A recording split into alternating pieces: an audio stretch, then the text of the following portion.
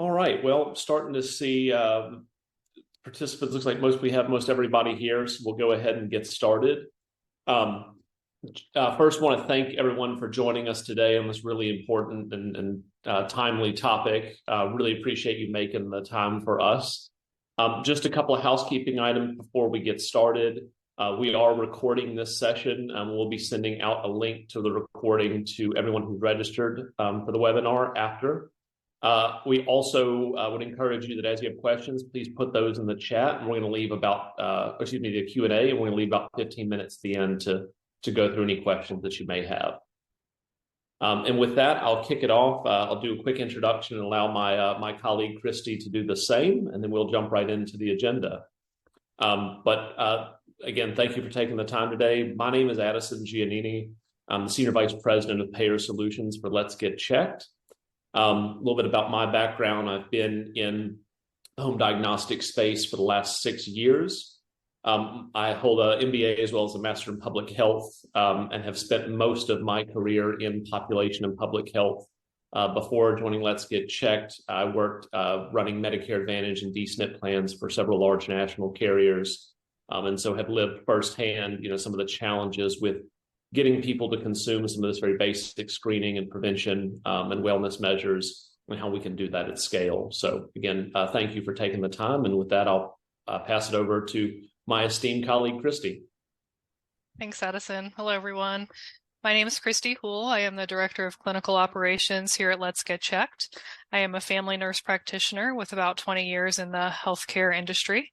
My background is in primary care as well as in addiction medicine. I do have a strong background and focused on managed care environment, and preventative care measures are near and dear to my heart. So really looking forward to having this discussion on how we can take some preventative steps to look out for our kidney health. Thank you, Christy.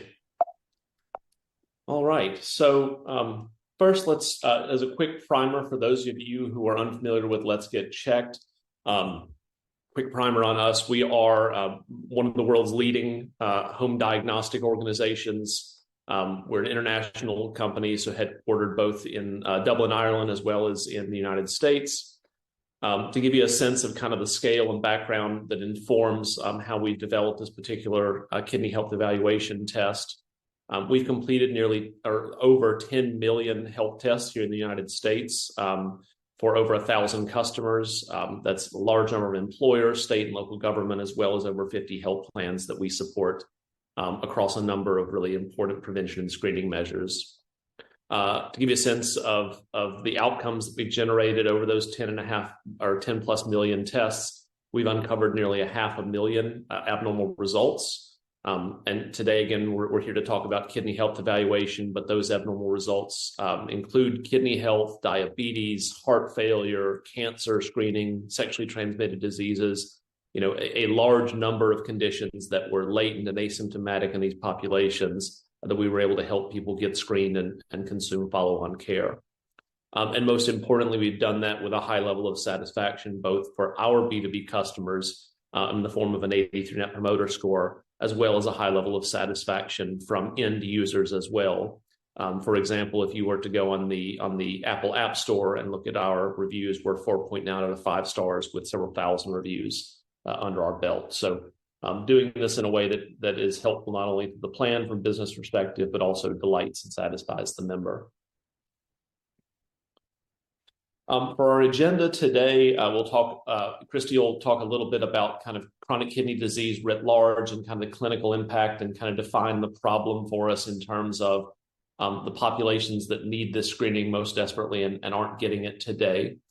I'll then take over to talk about some of the changes in the kidney health measures that will go into effect for next year, and how that changes kind of the dynamic in terms of how we think about these programs going forward. We'll talk about specifically how home testing solutions can help close significant parts of your gaps in care and really drive compliance for this new measure. We'll also walk through some engagement best practices, both from our home testing experience writ large, as well as some of the pilots that we've done last year and this year with kind of forward-leaning plans that are already doing this work today. And then we'll close with some of those case studies from the real world of plans that have already put this into action, And as I said, close with questions and answers that you can post into the Q&A. So with that, I will turn it over to Christy to talk first and foremost about the importance of kidney health testing and chronic kidney disease and why it's so important. Thank you. So when we think about chronic kidney disease, we're really looking at our kidneys as a filter for our blood to be able to circulate waste that needs to be eliminated from our body. So I like to use the analogy when I'm in the primary care arena to really explain this in terms that make sense to an individual. So we in America are really good at making sure we're taking our car in for an oil change every 6 months and having those filters evaluated. However, we are not so good at taking that own stance as it relates to our own bodies. So it really is important that we're measuring our filtering ability through our bodies. Unfortunately, we see that 37 million Americans have chronic kidney disease. So essentially, their kidneys are no longer filtering at the appropriate level to remove waste products from their body. And almost 90% of these individuals are unaware that they even have this condition. This is really because we don't start to see any symptoms associated with chronic kidney disease until we get into the later stages. Of note, once we get into those later stages, it's really too late to take the necessary steps to make adjustments. So if we would do the preventative testing early and know where we stand as far as how well our kidneys are filtering, we do have opportunities to make a change and help to keep those vital organs working well and as long as possible. So here at Let's Get Checked, we do offer a solution that can address this at home without, taking that time out to go to the primary care office or waiting in an office setting for an hour at a time, having to schedule 3 months in advance to get in, where we can essentially bring this to your home and be able to put the solution in the hands of the actual patients who can take that information forward. You go on to the next slide, Addison. So why is it so important? As I mentioned, our kidneys really are our filter for our body. So any waste products that build up in our blood are filtered out through the kidneys. Again, chronic kidney disease can lead to dialysis if untreated, which can be very costly as far as medical spend, as well as very taxing to the individual. So essentially, by not taking a look at our kidneys, we can end up giving away 3 days out of our lives to spend in a dialysis chair when we could essentially take a small amount of time today to start looking at the testing, understand where our kidney function is, and make the necessary preventative changes to keep ourselves healthy in the long run. 1 in 3 American adults are at risk for developing chronic kidney disease, and we'll talk about in a little further detail. Diabetes and high blood pressure can really increase an individual's risk of developing chronic kidney disease, as well as family history would be another consideration for us to take a look at there. We go on to the next slide. So less than 50% of people with diabetes receive routine testing for chronic kidney disease. Again, this is more of a preventative care maintenance. So we're really good at going into the doctor's office when we're not feeling well and getting tests to find out when we're having an ailment. But as I mentioned earlier, if we're not experiencing symptoms associated with chronic kidney disease until we're later on in the disease progression, we've really missed our opportunity for preventative care. And that's why we see such a low number of individuals who are getting screened. So we need to shift that focus and really promote individuals to get preventative care screening so they can prevent long-term complications or end organ damage that can be associated with some chronic diseases. So the tests that we offer here at Let's Get Checked to solve for this solution are our eGFR testing and our UACR. So we're looking here at both a urine and a blood test.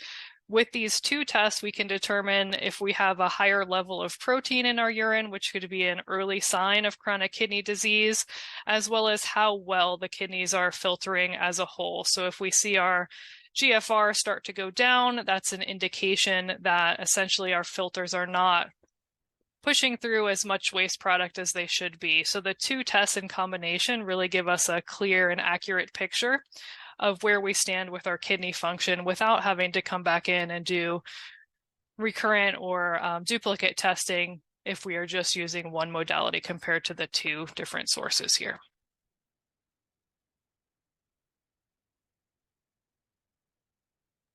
Thank you, Christy.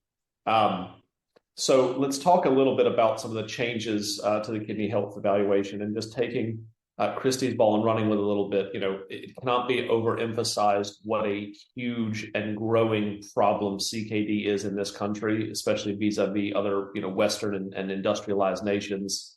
CKD costs just Medicare alone over $80 billion on a per annum basis. Which translates to a cost of about $23,000 on a per member basis per year.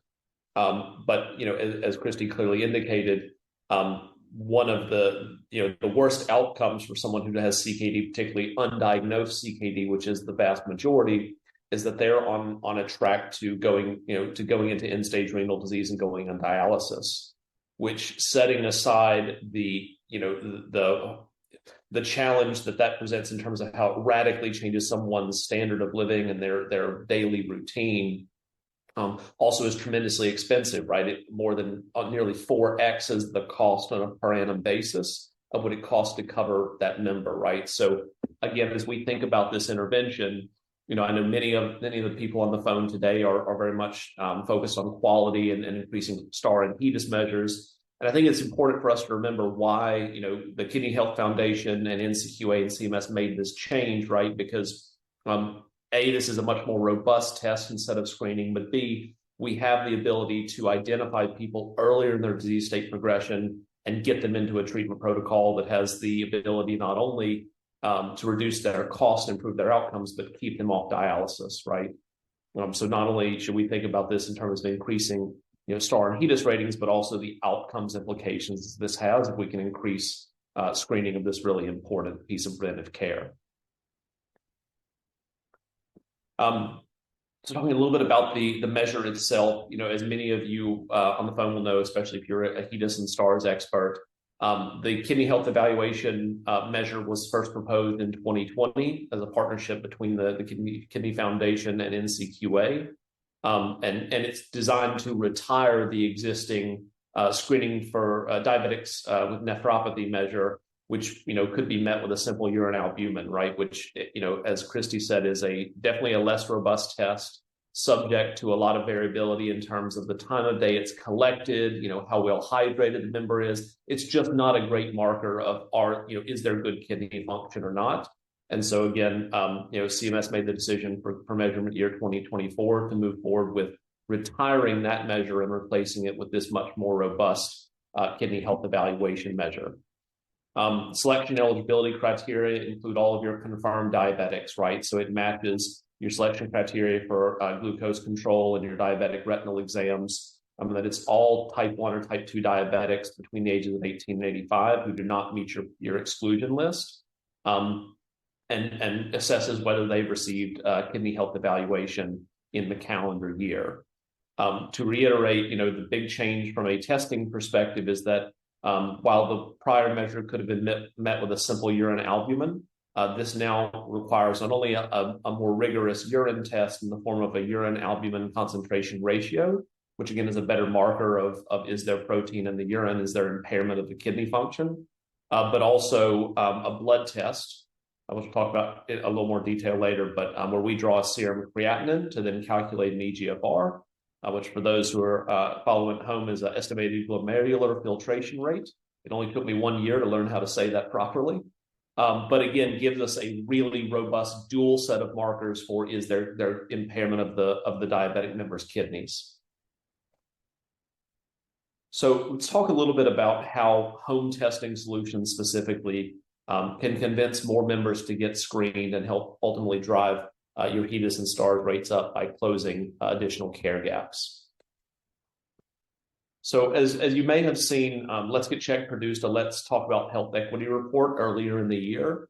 What we found, unsurprisingly to us, is that some of the changes we saw with the pandemic in terms of people being more accepting and embracing of healthcare at home, telehealth, lab testing at home, nearly 3/4 of respondents indicated that they were willing and excited about the potential to engage in virtual and home healthcare, either as their primary or as a complement to a traditional brick and mortar physician relationship that they may already have. So again, large level of willingness to adopt home testing as part of a broader prevention and screening regimen. This is really to inform kind of some of the comments that we'll make in terms of best practices later in the presentation. But as a reminder, Let's Get Checked has completed over 10 million health tests across 100 different biomarkers. These are examples on the screen of solutions that we use very frequently in our health plan book of business. As you'll see, unsurprisingly, many of them tie directly to a HEDIS and STAR measure, or are something that can directly affect disease identification, disease surveillance, and ultimately cost and outcome intervention. So let me narrate briefly kind of what a member experience looks like for this particular delivery of care. So regardless of whether we're talking about a direct participant program where members are opted in by the plan and automatically send a test kit, or an opt-in program where we're asking a member to raise their hand and request to receive a test kit, the first interaction that we will have on behalf of the plan is a program announcement, right? Either to say, hey, you need to opt in, or a test is coming to you within the next 3 to 5 business days. After that program announcement, the member will receive the test kit at home. And as a reminder, that test kit includes not only, the specimen collection device, gauze pads, lancets, all of the necessary accoutrement to complete that test, but also includes color instructions that are written at a 4th grade reading level. For many of our customers, we will write those both in English and Spanish to reduce any kind of language barriers to members completing this test. And then we also include a prepaid specimen return mailer that goes on the outside of the box that the test comes in. The reason that we do that, and we're the only player in the industry that does that, is it prevents the specimen from being damaged in transit, right? So we're not putting this back in a bag that's coming back to the laboratory. It's actually in a hard shell box to protect that specimen that's coming back to our lab. After the member receives the test, we generally will wait roughly 3 to 4 calendar days before we begin any kind of reminders, because you will have people that will complete this without any kind of behavioral prompting. But those reminders are very much front-loaded. Again, as we talk about best practices later today, you'll hear us talk about the first 30 days being really critical. And so you will very much see that our reminders and those behavioral nudges are front-loaded in the first few weeks of the program.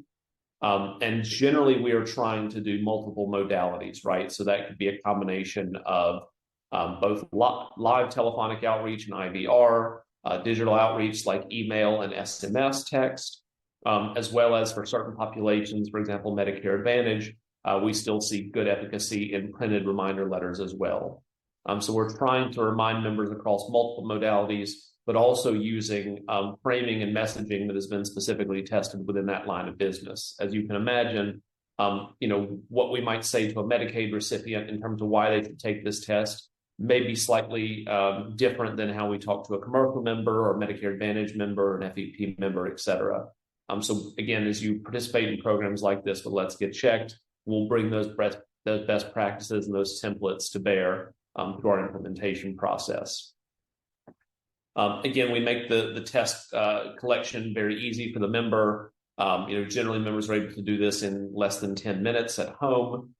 We do have real-time and asynchronous customer service support if people have questions or need additional instructions or help completing the test. We also make instructional videos available to members as well.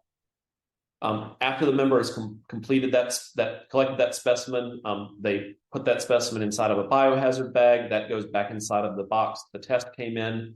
And we also include, again, that prepaid return mailer to make the process very seamless and easy for the member. They put that back in their post office box or mailbox, and then that comes back to our laboratory. Once it's received at the laboratory, we ascension that within no more than 72 hours, generally much faster than that. That gets ascension processed, and those results are delivered to the member. to the health plan for care gap closure. And then also, if you all provide us with your primary care provider of record in the eligibility file, we will also send a copy of those results to the member's PCP. And then finally, once, for members that have an abnormal result, meaning in this case, an EGFR of less than 60 or an A1C above 10.5, we will do care navigation for those members, outreach to them, explain to them what that result means, and then try to direct them back to their primary care provider of record, or if they don't have a PCP, we have program options to help them select that. I could also call out in terms of what makes Let's Get Checked different in the space. We're the only home testing provider that exclusively uses clinicians to do those care navigation outreaches. And that's actually overseen by Christy and her team to make sure that we're doing good clinical follow-up.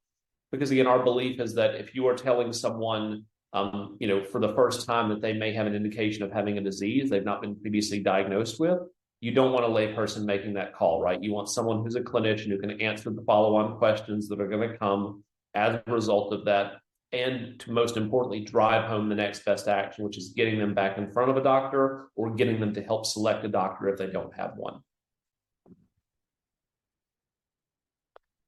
Here you can see just a little more information on our KED test. So again, it does identify and look for biomarkers of both EGFR and UACR. It is both a capillary finger stick for the blood collection, as well as a urine collection device for the urine part of the test. Again, we should say that results are available online within 5 days. In practice, it's never more than 5 days. In practice, it's usually same day or next day that those results are available to the member. And again, this looks for UACR, creatinine, and EGFR in the member's blood and urine. And, again, I know many of the people on the phone are, work with Medicare, Medicaid. So I want to be clear that in terms of the follow-on of the results, we allow for both, printed result reports to members and or digital results to you as well. So it's not mutually exclusive. We do both modalities for the vast majority of our U.S. health plans. So now I'm going to pivot a little bit into kind of engagement best practices and what we've seen work, both writ large in home testing, but also specific to the pilots and the studies we've done around this new and emerging measure. So a couple of things that we've learned. One is, as you are implementing kidney health evaluation, it's really important to properly communicate to members, what CKD is and why it's important for them to get this screening, particularly because it is a new measure that hasn't been required of them in the past. Also, viewing this from a health equity lens. So, what we have seen pretty consistently with the sample data sets we've gotten from our payer customers is, unsurprisingly, like a lot of chronic disease burden, this falls disproportionately on those with lower socioeconomic status, those with multiple SDOH risk factors, who already tend to have higher prevalence of diabetes in general, but then specifically are also significantly less likely than diabetic writ large to have had this particular screening for CKD. So kind of a perfect storm as you think about public and population health intervention. So what we have seen is that, the right engagement modalities and the right messaging for these highest risk populations is really, really critical. And then finally, timing absolutely plays a role here, right? Unlike the A1C measure, which needs to be the last of the year, and so kind of we see a lot of plans doing a Q4 push. This is a process measure, meaning that as long as the member consumes the care at any point in the year, they're compliant. And so what we have definitely seen in our pilots with plans is that doing this earlier in the year significantly increases participation. What we've seen is that kind of the ideal time to launch this is in the months between May and August. That's where we've gotten the highest natural participation, holding all other variables like engagement modalities, messaging, and sample selection constant. So if there's one thing you take away from this slide, it's very much that, if you can get started earlier in the year, your chance of getting to 4-star better on this measure is significantly increased. And then second, in terms of specific tactics around those engagement modalities, we've seen accessibility be hugely important, meaning that, look, delivering this care to the member in their home, making the right care easy is hugely important, but also that we do the things to support that member, both digitally and via telephonic and asynchronously, to help them actually complete those tests and answer any questions they may have, whether that's about, why do I need this test? How do I complete it? Where are the results going? Will my plan get a copy of them? Will my doctor get a copy of them, et cetera? Also, a big learning for us has been that multi-channel communication is really important.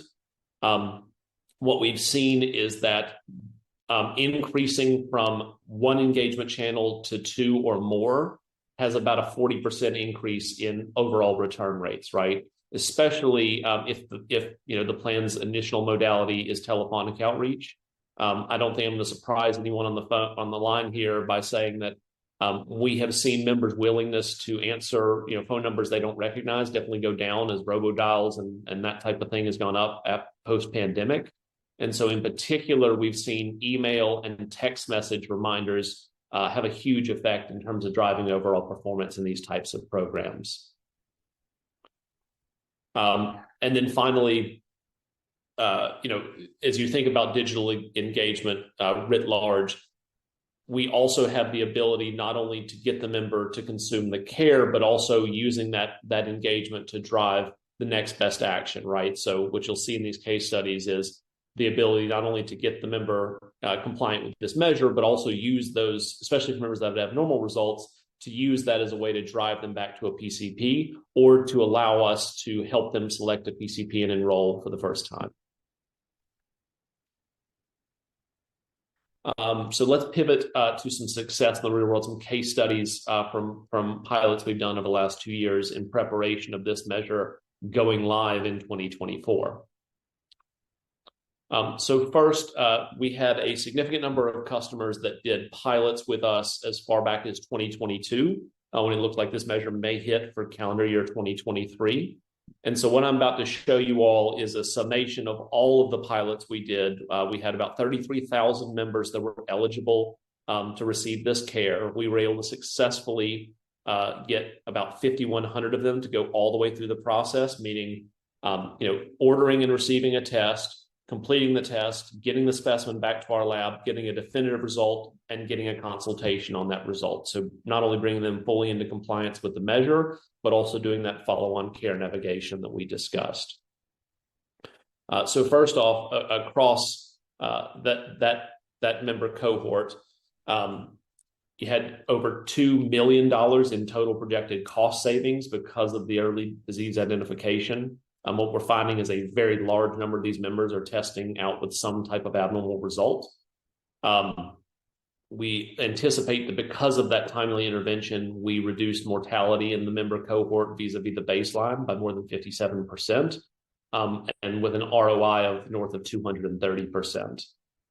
You will see in this particular example of the 5,100 results that we received, 3,700 came back with an abnormal result.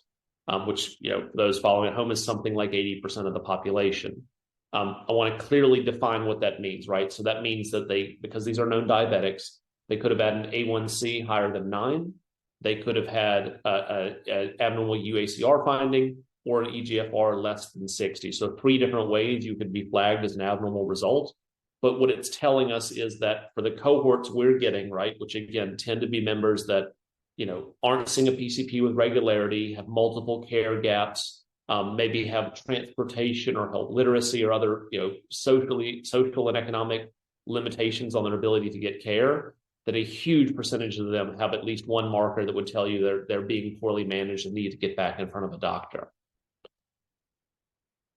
To drive that home in a little more detail, this is a smaller pilot that we did with about 1,000 members from one of our long-standing Blue Cross Blue Shield plan customers.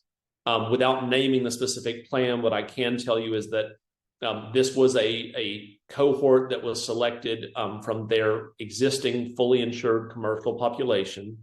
The selection criteria were about as adverse as you can imagine, meaning that we were looking at members that were known diabetics who had no evidence of any kind of CKD screening or testing within the last calendar year, and also had not been in front of a primary care doctor within the last calendar year. So not only existing chronic disease members, but ones that, at least from the claims record, no one is managing. And unsurprisingly, out of that member cohort, we found nearly 14% of members had an abnormal result rate. Now, what I want to clearly call out here is that there's a higher bar than what you saw on the previous screen for an abnormal result, meaning we only, for this particular customer, their indication of an abnormal result based on their selection criteria was a member at an A1C of 10.5, which for those of you with a clinical background will know that means the member's walking around with a 200 plus blood sugar rate at any point during the last 3 months, or an EGFR of less than 60, which would indicate that they are already a stage 3A or higher CKDer with no diagnosis whatsoever. And what we were able to do is not only get a significant number of these people screened and find that abnormal finding, but also then refer them back into the planned CKD management program that they had built. Which again, back to Christy's point, one of their challenges was they were getting a lot of people at, late stage 4, people that were 3 to 6 months away from going on dialysis. And so we were able to feed them a lot of people that were, largely asymptomatic at an earlier disease state, where the plan had a much better chance of bending both the cost curve and improving the outcome curve, because again, the disease was not nearly as late stage as most of the members they were getting referred into the program. And then additionally, this is a pilot we did with one of our large national carriers. This was an opt-in program. So again, where we asked members to raise their hand and proactively request the test. As you can see, the return rate is high, north of 55%. Of the members that opted in did complete the test, send it back, and get a definitive result.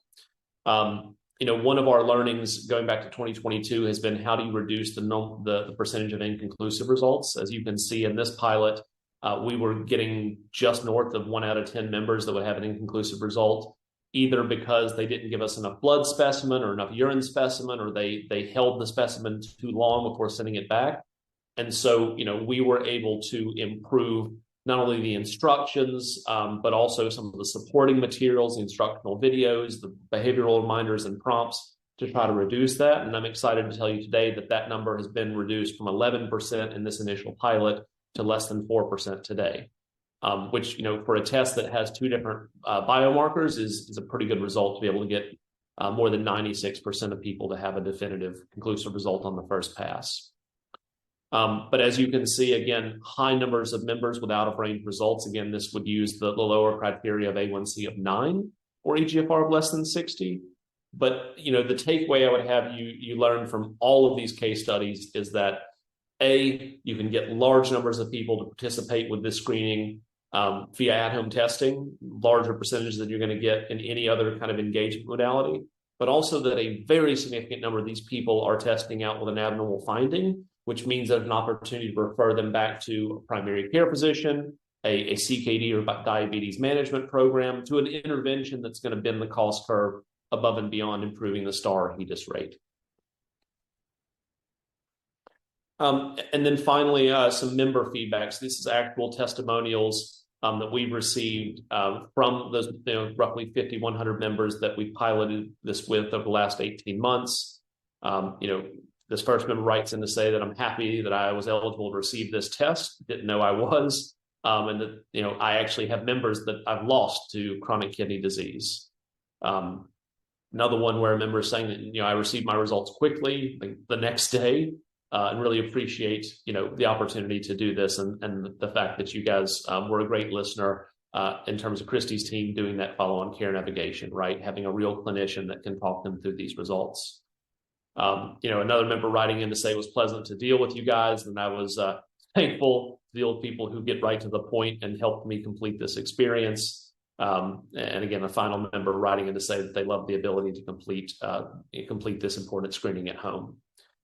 So again, not only are we getting high numbers of members to participate, but also doing it with a high level of member satisfaction and feedback, as we have with other home testing interventions.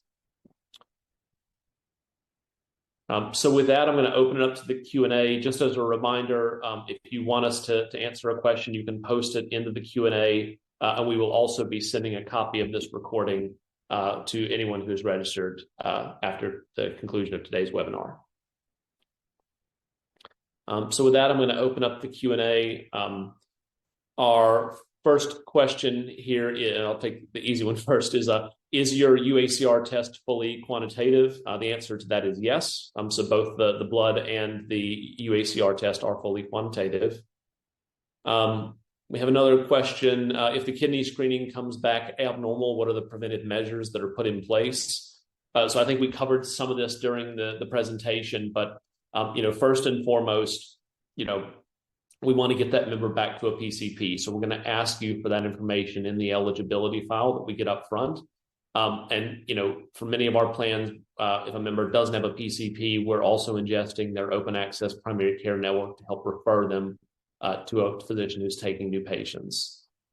Secondarily, for plans that have an internal or third-party protocol they've built around diabetes, CKD, or combination thereof, we can also set selection criteria to refer members back into those interventions as a follow-on to an abnormal finding.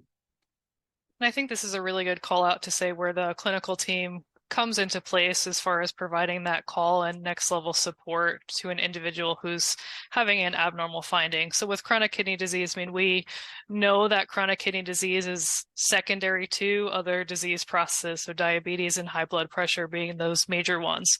So really taking that opportunity to discuss that with the individuals, and again, providing them that information on how to get the best next level care, whether that be within their current primary care provider or helping them find a primary care provider that's within their network, but just making sure they understand, to prevent the chronic kidney disease from worsening, really controlling the diabetes and high blood pressure is going to be their best preventative measure. Yeah, well said, Christy.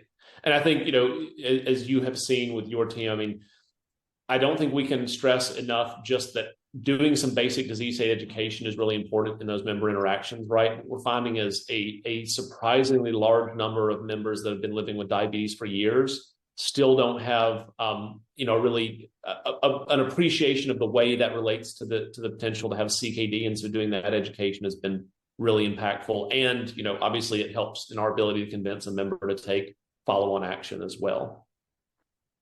An additional question here, do you have capabilities to translate into other languages, and how many languages? So the short answer is yes. As a standard for most of our health plans, we do English and Spanish, right? We also have plans that, have other languages of majority. So we have the ability to translate into 26 different written languages. I can tell you that across our health plan book of business, we've translated into languages such as Mandarin, Cantonese, Vietnamese, Korean, many of the populations that we're seeing, especially on the West Coast, and Medi-Cal. But again, if it's a written language and we have at least 30 days lead time, we can translate those materials. We also, through our customer service center, have the ability to use translation lines. So if a member calls in and is not a native English speaker, we can support them as well. So another question here is, if there's a need to send more than one version of messaging, does LGC allow for AB versioning, et cetera?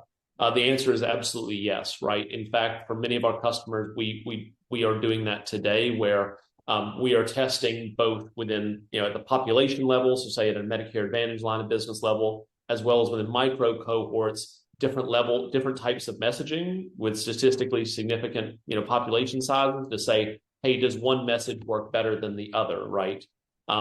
So for example, hey, with a MA population that is, heavily DSNP, is the right message to talk about, hey, you can have a better outcome? Is it to talk about, the fact this is a copay-free preventive service? So a long-winded way of saying we do a lot of A/B testing today, and we can also help you convene things like member workshops and testimonial groups. We've done that for several of our health plans, all in the guise of trying to continually refine and get better in that approach.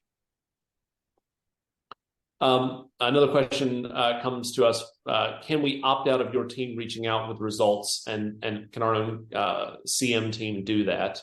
The answer is yes. So while we do the care navigation for something like 3/4 of our US health plan customers, we do have customers that have internal care management resources, and can absolutely, during implementation, set you up such that your team can take the lead on that. And as a result of reporting, we will produce basically a work list on a nightly basis that goes directly to that team's inbox that gives them, hey, here are the list of members that in the last 24 hours have had results released that indicate an abnormal finding. So, and what I would also expound on that by saying is that, we try to make these programs very configurable and modular. So, we have plans that want to do part of the engagement themselves and have that come out of their own engine. We can allow for that. We have plans that want to do co-branding or white labeling. We can allow for that. We have plans that want us to have a specific clinical follow-on protocol or do the clinical follow-up themselves. We can allow for that as well. So, want to be very clear that we try to do everything that we can to make ourselves easy to work with and to fit into your existing kind of outreach, engagement, and clinical follow-up protocols. Christy, this might be one for you. The question is, are there environmental issues that could impact the test results? So, for example, extreme heat or cold. So essentially, we do usability studies on all of our labs to account for this. So we do look at, shipping from Florida where it might be 100+ degrees in the summertime, as well as areas up north during the winter, just to ensure that the sample coming back to the lab is usable and will still provide a good quality result. So while there can be environmental factors that could affect the lab overall, we do test for these and ensure that we're considering those with any test offerings that we do have. Thank you. So we have a couple more questions here. One is this device going to be made available to those members diagnosed with diabetes and or kidney disease? So the short answer is yes. We have applications of this test that have been in commercial populations, in ASO populations, but the vast majority of the testing today, at least the demand from health plan side, are for members that are today diagnosed with diabetes, but do not have a marker for kidney disease screening. And then the last question we have here in the Q&A is how is data integrated back to the health plan? So at a minimum, we provide two different reporting packages. So each one of our plans gets access to what we call Halo Insights. This is actually it's real-time visualization of our EMR and LIS systems, so that you can see both at a macro aggregate level how the program is performing, and also drill down to the member level detail and export that reporting on demand. We also provide all of our health plans with a reporting package on a weekly basis that we post usually Monday mornings to their SFTP that is encompassing all of the data through the prior week. So that's going to basically be spitting back the eligibility and demographic data we've received from the plan, plus all the transactional data around the test ship date. Has the member returned it? If so, what was their return date? The disposition of the test, any clinical follow-up that we're doing, et cetera, et cetera. And then we also provide an NCQA compliant supplemental data file that includes all of your LOINC codes, CPT, CPT2 reporting codes, et cetera, so that you can close that for supplemental data. The other thing I'll note, just expounding on that question a little bit more, we also, because we are a provider, right? We are a laboratory with our own MPI. We do have the ability to bill these on a claim, so to hit your medical loss ratio as opposed to the administrative budget, which a lot of plans find very valuable. And then we also, for plans that have either an IDN or an ACO partner or some large physician group that's on a single instance of an EMR, we have various levels of capabilities where we can either produce readily ingestible formats to that specific EMR and or do a full-blown integration to ingest those results.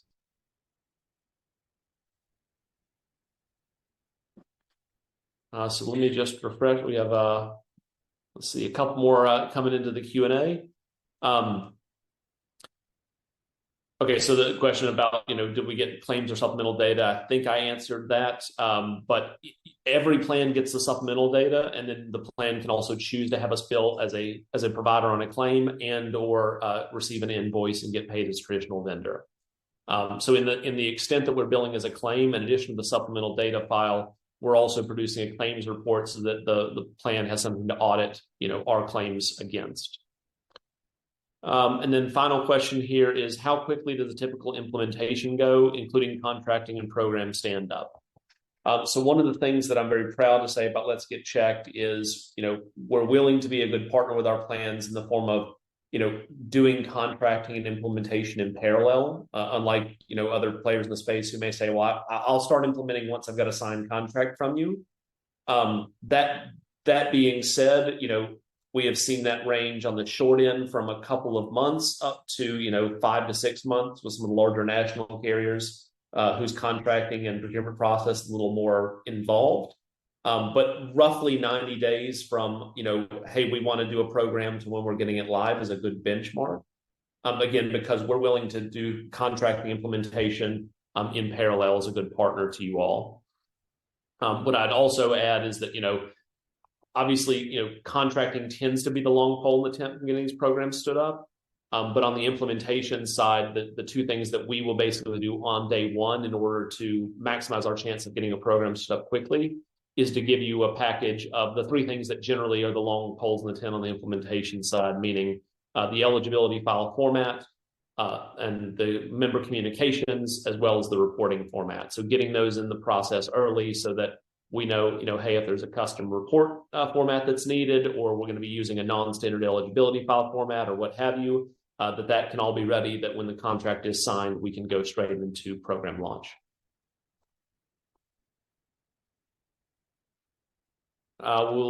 Any additional questions that, we got one more question that's coming in real time. It's what security certifications does LGC have? We are HITRUST certified, which is kind of the gold standard from an information security perspective. All of our data is hosted here in the United States. There is no offshoring of data. And we also have very robust disaster recovery operations that ensure that, no data or PHI is lost in the event of an unexpected, downtime for our main server. Any additional questions? I know we're right at time here, so I'm happy to answer any final questions. And if not, we really appreciate the time and look forward to speaking with you all again soon.